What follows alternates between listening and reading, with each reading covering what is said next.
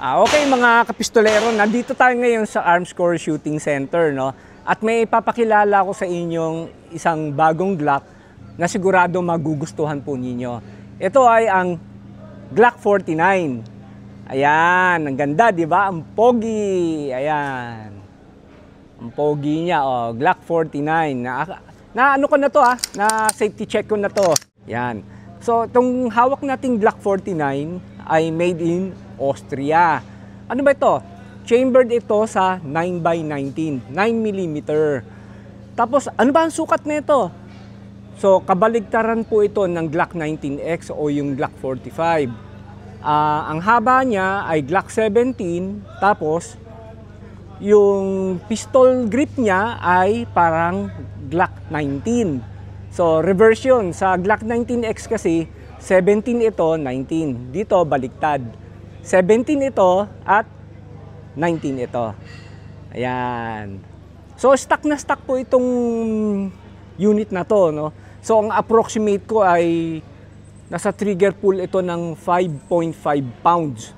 Stock pa to. Tapos, by the way, MOS ito. Ayan, MOS. So, itong unit na to, hindi akin to, Kay ano to, kay engineer. Ayan. Kay engineer Ted. At swerte tayo, pinahiram sa atin para ma-review naman natin. O kaya, sige, test fire na natin. Okay.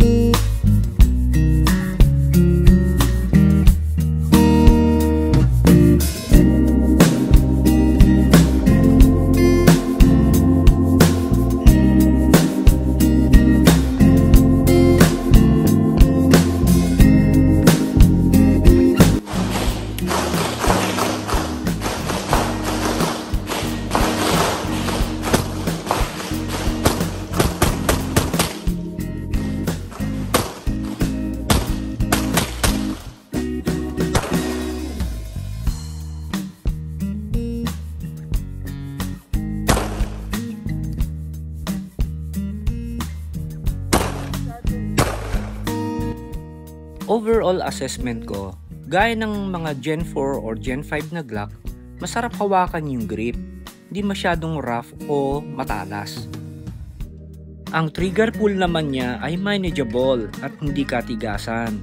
Kahit nasa 5.5 siya, pero ang pakiramdam mo nasa mga 3 point something lang yung trigger pull.